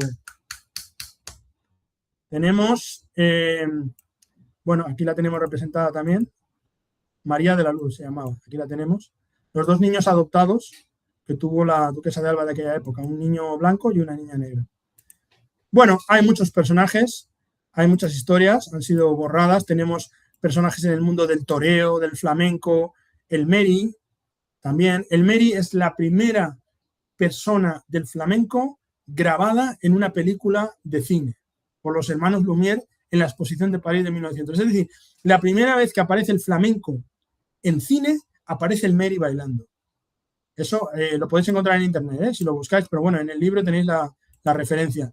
En las pinturas de Goya están las personas negras que estaban en el mundo del toreo, por ejemplo. En el mundo del toreo era un mundo donde había bastantes personas negras. Los encontramos en los carteles, etcétera. Están. Aquí tenemos unos picadores. No sé si se aprecia bien. Y bueno, voy a entrar rápidamente en la Guerra Civil y ya casi con eso terminamos. Y es la Guerra Civil Española, pues es un momento también de mucha presencia afrodescendiente en la península ibérica. Tenemos el bando fascista nacional y tenemos el bando republicano. Entonces, en el bando republicano nos han narrado la historia de la Brigada Lincoln. No sé si habréis oído de la historia de la Brigada Lincoln, una brigada compuesta por estadounidenses que participó en la Guerra Civil Española en el bando republicano, de los cuales 85 eran afroestadounidenses. Pero mi investigación es que de esos 85, quizás ni siquiera 25 eran nacidos en Estados Unidos. La mayoría eran caribeños que se habían nacionalizado estadounidenses o que se habían ido a vivir a Estados Unidos 1 año o 2 años antes de la Guerra Civil Española. Entonces estamos hablando de que se trata en realidad de una participación de caribeños, jamaiquinos, de personas de Cuba, de otros lugares. Pero es que hay que decir que la mayor parte de las personas negras que participaron en la Guerra Civil Española, que fueron miles, eran cubanos y cubanas. Básicamente cubanos y cubanas, que estos han sido borrados. Es decir, esto me sirve para introducir un concepto muy rápidamente que es la jerarquía de las luchas. Es decir, también en la lucha antirracista hay jerarquías. Entonces, lo que hace un afroestadounidense siempre es más visible que lo que hace un afrocubano o que lo que hace una afrobrasileña. ¿Me explico? Es decir, sabemos de Malcolm X, pero no sabemos de Zumbidos Palmares. En fin, ese tipo de cuestiones son importantes. Entonces, hay personajes que, como estaban en el ojo del huracán de los imperios, han tenido mucha visibilidad, pero otras han sido invisibilizadas. Entonces, las cubanas y cubanos, por ejemplo, tenemos este caso de esta chica cubana, Josefina Díaz Puerto, que participó en las brigadas internacionales en el lado de la República y pues fue apresada por los nacionales y luego fue liberada muchos años después. Y luego tenemos pues personajes cubanos como boxeadores o personas del mundo del deporte que fueron conocidas. Wilfredo Lam no participó en la Guerra Civil como combatiente, pero es un pintor muy conocido cubano, de padre chino y madre negra, de origen africano. Y Wilfredo Lam estuvo en la época de la Guerra Civil Española y estuvo del lado de la República, etcétera, ¿no? Hay muchos personajes por rescatar, ¿eh? Y luego, pues claro, en el bando de lo que son las brigadas internacionales también había mujeres, como Salaria Kia, que fue una enfermera. Y lamentablemente, pues también tenemos que en el bando nacional, porque hay que contar la historia, hay que contarla al completo, hubo muchas personas negras también afro-marroquíes, marroquíes negros. Muchos de los que llamaban moros, que participaron en el bando nacional, pues estuvieron en el bando nacional. Es decir, la presencia africana siguió existiendo en la península ibérica y en los grandes momentos de la historia de la península ibérica, ahí hemos estado las personas africanas y afrodescendientes. Y bueno, acabo, y luego seguimos en un debate, que me interesaría, con Guillén de Fac. Ya os he hablado de Guillén de Fac. Guillén de Fac es un caso paradigmático de aquellos colonos que fueron a Guinea Ecuatorial en la época en que estaba invadida por España y el padre, que era un guardia civil que estaba destinado en Guinea Ecuatorial, tuvo un hijo con una mujer de Fang, de Guinea Ecuatorial, y cuando terminó su tiempo de destino allí, cogió al niño y se lo llevó. Se lo arrancó de los brazos de la madre cuando el niño tenía 2 años, se lo llevó a Mallorca para entregárselo a su hermana, como una especie de juguetito o algo así. Y Guillén de Fac pues, fue criado en Mallorca, vivió en Mallorca, y es un personaje muy, muy interesante porque se dedicó a la música al principio, luego a la literatura. Ha sido la persona que congregó a los mayores artistas de la canción catalana de protesta. De hecho, él tuvo un local en Barcelona que fue donde se gestó la canción catalana de protesta. La canción catalana tan famosa de Lluís Llach, etcétera, etcétera, María del Mar Bonet y todos estos, que son los que configuran ese tipo de estilo musical. Pues en su bar fue donde ellos se reunían y donde él cantaba y todos cantaban, y allí, de hecho, antes de morir le hicieron un homenaje enorme en Mallorca, con un concierto tremendo donde se presentaron todos estos autores. Y mira, para que veáis el grado de invisibilización, los premios de Guillem de Fach, Club de Joves de Tarragona, Cavall Fort, que es uno de los más conocidos, el premio Última Hora, el premio Artur Martorell, el premio Sant Jordi de Oro, el premio Carles Riba, el premio Ciudad de Palma, la medalla de oro de la Comunidad Autónoma de las Islas Baleares y la medalla de oro del Consejo Insular de Mallorca. Y esos son los premios literarios. Luego tiene de canción, de narrativa, de canción, de todo tipo. Libros de poemas, como 15 libros de poemas. Teatro, una discografía muy extensa, etcétera, ¿no? Entonces, bueno, que es un personaje invisibilizadísimo, que sería relevante que se estudiase, al menos en secundaria, en todos los institutos, como parte del programa obligatorio. También el hecho de que él fuese catalanista, que también podemos hablar de afrocatalanes, podemos hablar de afrovascos, afrovascas, podemos hablar de afrogallegas, afrogallegos, que esto es otra identidad. Estoy hablando de España en el sentido de todo el país, ¿no? Pero que podemos hablar de las identidades regionales de aquellas personas que defienden esa lengua o que defienden esa cultura, ¿no? Y que también son personas negras, ¿no? Y que son incluso más invisibilizadas que el resto, ¿no? Bueno, quiero terminar pues hablando de algunas cuestiones de la contemporaneidad, ¿no? Ahora mismo, ¿cuántas personas somos africanas y afrodescendientes en España? Pues no se sabe porque no hay un censo. Hemos intentado que haya un censo, pero bueno, como sabéis, pues hay esta idea de que si se hace un censo de personas por su fisonomía, etcétera, pues sería un censo racista. Tuvimos mucha discusión con eso porque tú no puedes lanzar políticas públicas si no sabes la situación real de esas personas, ¿no? Entonces, bueno, mientras fui presidente del Consejo para la Eliminación de la Discriminación Racial o Étnica, estuvimos luchando con esto, también con Rita Bosao, para que hubiese un censo. No hay censo, lo que hay son estudios sectoriales. Tenemos el estudio de población africana y afrodescendiente, aproximación a la población africana y afrodescendiente en España, que lo lanzó el Ministerio de Igualdad. Es un estudio que nos da algunas ideas. Y también tengo pues mis propias estimaciones que he realizado. Yo calculo que somos cerca de 2 millones de personas que somos socialmente descritas como negras. He hablado de personas negras, blancas, yo no creo en las razas, lo que estoy hablando es a nivel social, ¿de acuerdo? Percepción social de las personas. Entonces, la percepción social de personas negras abarcaría unos cerca de 2 millones de personas en España, es un 3,5-4% de la población. No son porcentajes muy diferentes a los de Gran Bretaña o Francia, con lo cual esta idea de que las personas negras solamente están en Francia y en Gran Bretaña, pues se cae por su propio peso, ¿no? También estamos en Portugal, también en Alemania, en Italia, en muchos otros lugares, ¿no? Pero que en España los porcentajes son muy parecidos a los de Francia y a los de... Lo único que puede pasar en España, que no pasa en esos lugares, es que la población está más dispersa. En Gran Bretaña están muy concentrados en Londres, Birmingham, unas ciudades en concreto, y en Francia muy concentrados en París o en Marsella, ¿no? Y en España, pues la población afro está más dispersa por todo el territorio, ¿no?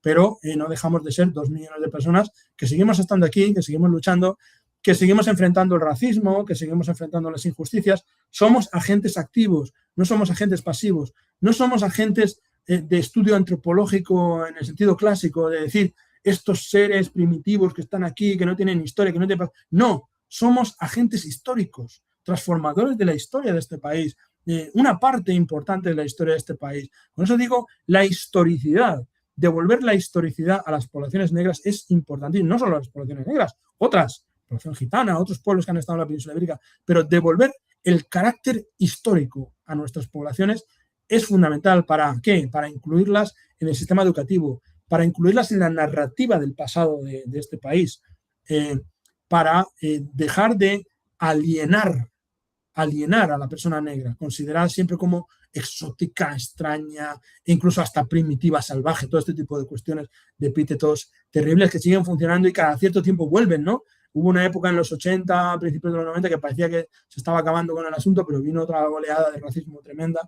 Y podría hablar del racismo a partir de los 90, todo eso, pero bueno, quiero dejar espacio para el diálogo, ¿no? Solo decir también que la diversidad de orígenes de personas negras en España es mucho mayor que, por ejemplo, en Estados Unidos.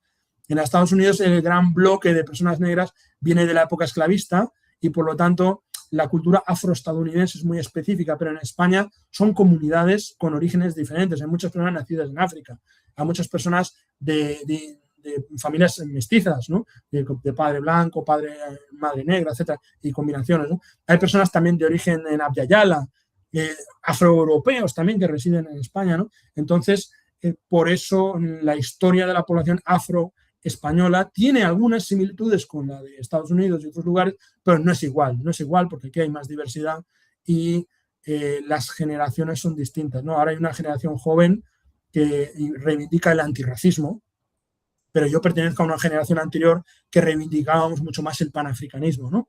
Pues estábamos más conectadas y conectados a África, ¿no? Y a nuestros orígenes. Y las poblaciones de ahora pues están más en las luchas contra el racismo, por la igualdad. Todas las luchas son válidas, ¿eh? Lo único que estoy diciendo es que hay mayor diversidad en España, porcentualmente hablando, que en un lugar como, por ejemplo, Estados Unidos, lo cual explica una especificidad de la historia negra en España muy concreta. Y bueno, ya estoy dispuesto a preguntas, respuestas, lo que sea. Gracias. Bueno, muchísimas gracias. Le agradezco infinitamente por compartir esta investigación rigurosa con nosotros a través de una intervención interesante, muy sugerente, enciclopédica y supongo que no exenta de debate. No, supongo que también polémico. Supongo que muchos aspectos que planteas sí, son realmente... Por eso que, bueno, yo empiezo con las preguntas. Las preguntas, te lanzo una y todos los compañeros que podemos escribir, porque tenemos unos 15 minutos, no quiero que pasemos el tiempo impartido. Podemos seguir discutiendo fuera de cámara si queréis. Mi primera pregunta es, para un poco ya empezar el debate, ¿cuál es la percepción de esta africanización de España desde la historiografía clásica hispánica, bueno, que prevalece, la percepción de la historia de España?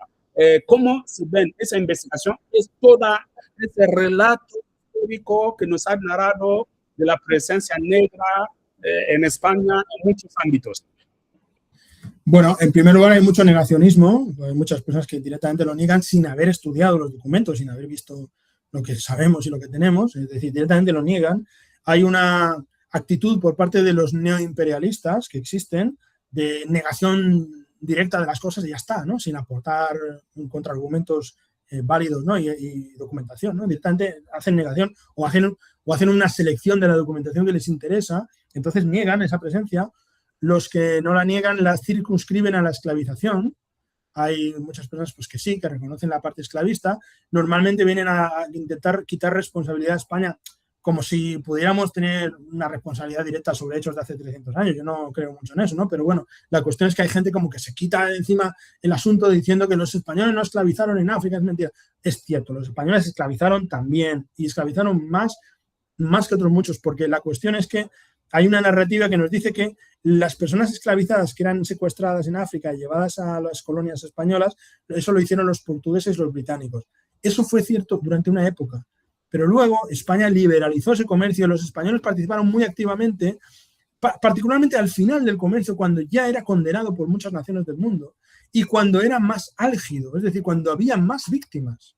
Esto es importante. Entonces, esa parte, pues como que hay una narrativa muy falsa de decir eso es una cuestión de los portugueses, de los británicos y tal, los españoles pues como que intercambiaban con ellos, pero tal, primeramente si ya compras las personas esclavizadas, participas del sistema, y si las esclavizas en las colonias, pues qué más que menos, ¿no?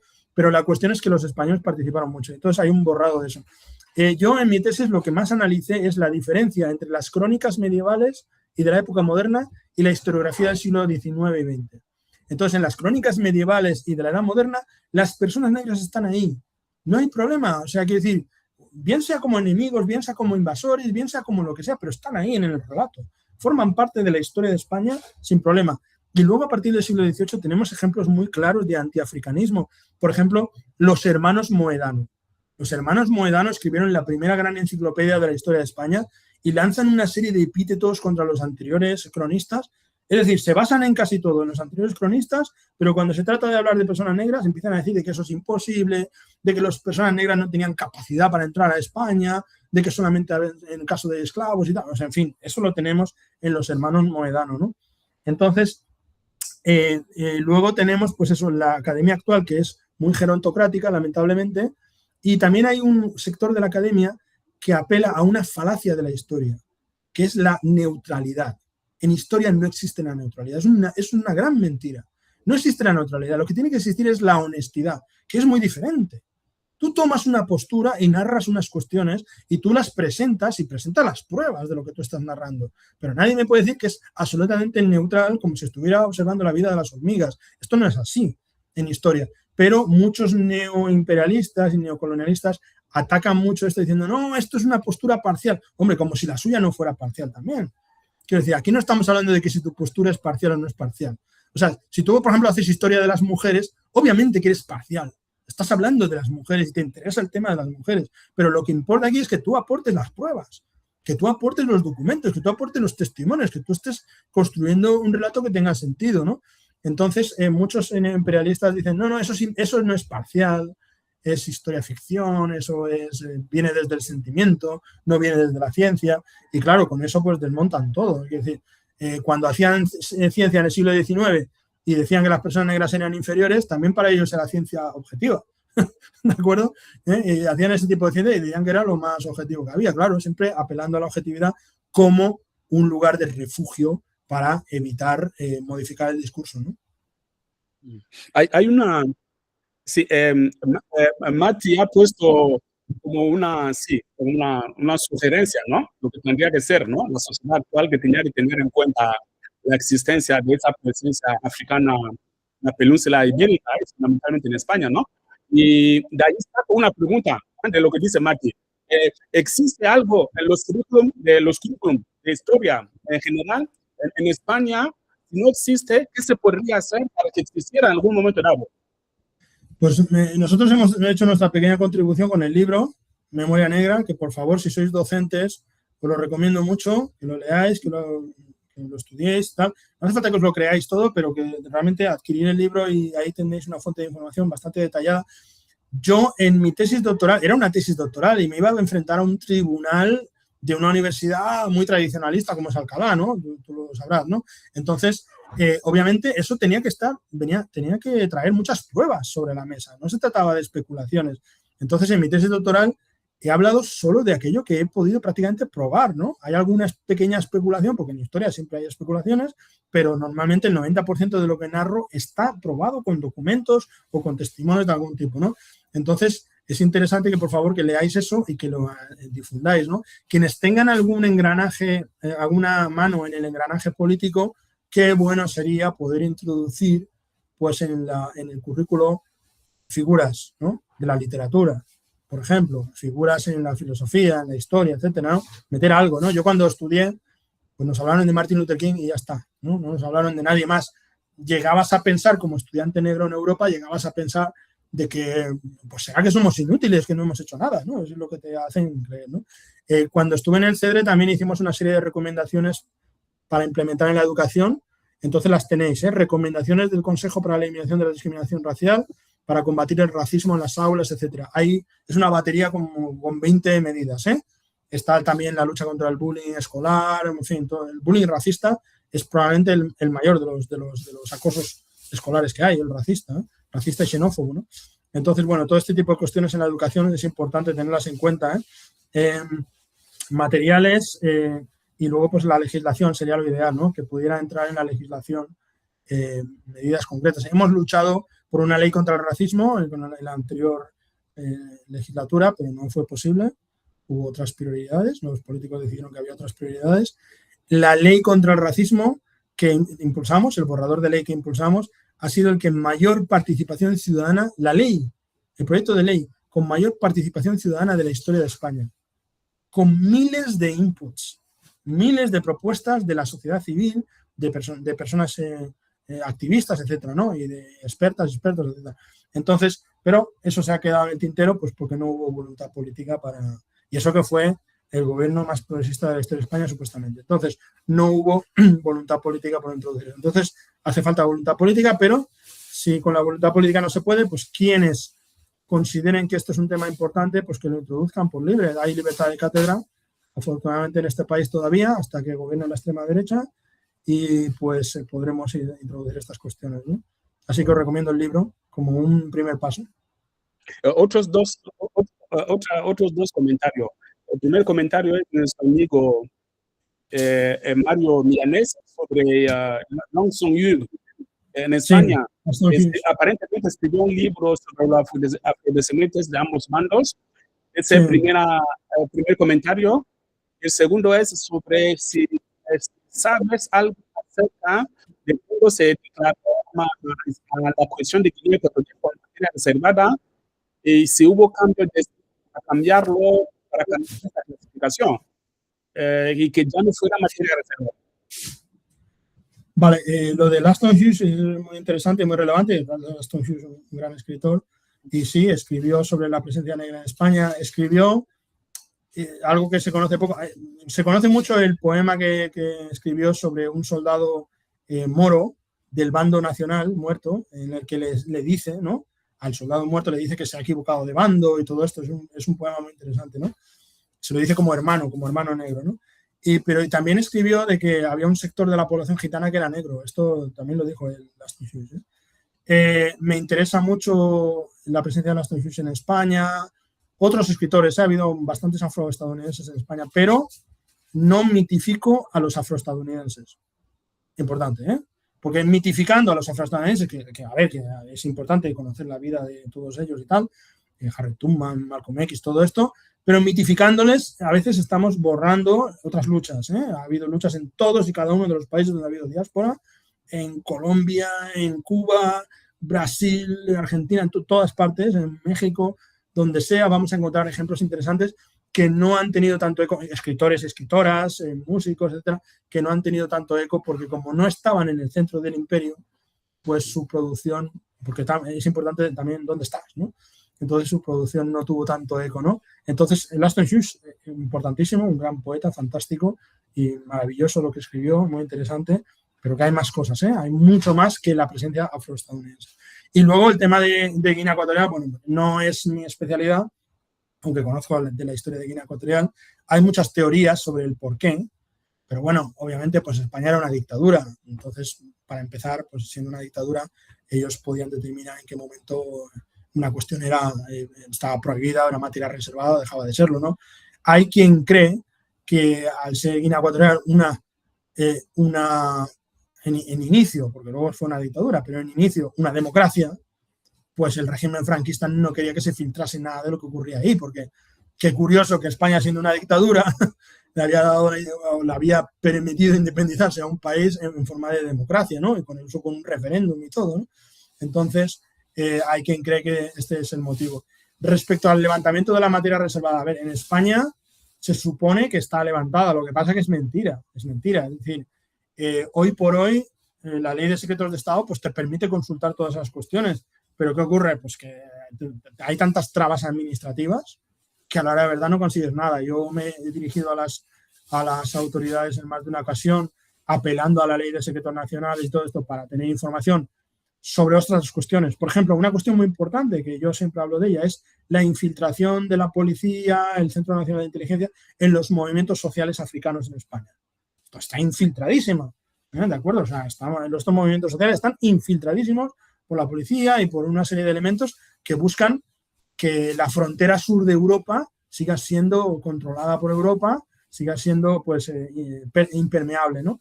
Entonces, pues yo he lanzado consultas sobre esto y por más de que la ley estaba a mi favor, no me han hecho caso en absoluto, ¿no?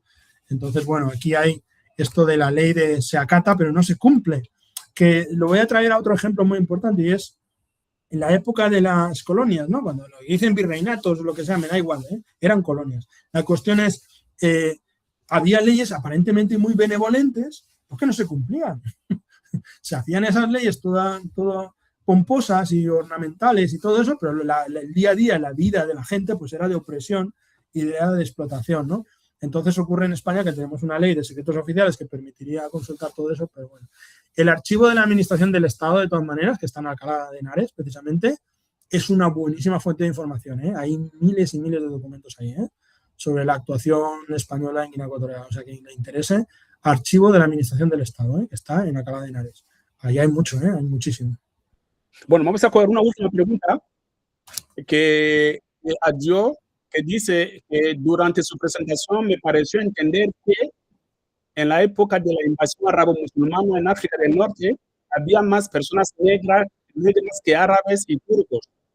Por ello, me gustaría saber si fueron los negros o los árabes quienes dirigieron o promovieron esta invasión. Vale, esto es un asunto muy complejo, pero muy complejo, ¿eh? A ver si me da tiempo en 2 minutos resumirlo. Lo primero que hay que decir es que no hubo una sola entrada de norteafricanos en la península ibérica. Hubo diferentes momentos. Unas cosas son los almorávides, otra cosa los almohades, otra cosa las primeras entradas, etcétera. Y dependiendo de los benimerines, por ejemplo, dependiendo del momento, había más población negra o menos población negra, ¿de acuerdo? Pero en la época de los almorávides y los benimerines, la mayoría de los que entraron eran personas negras. Eso, sin duda, y los dirigentes también. Ahora, ¿esto quiere decir que la mayoría de la población musulmana que hubo en la península ibérica fue negra? No, no, cuidado, vamos a matizar.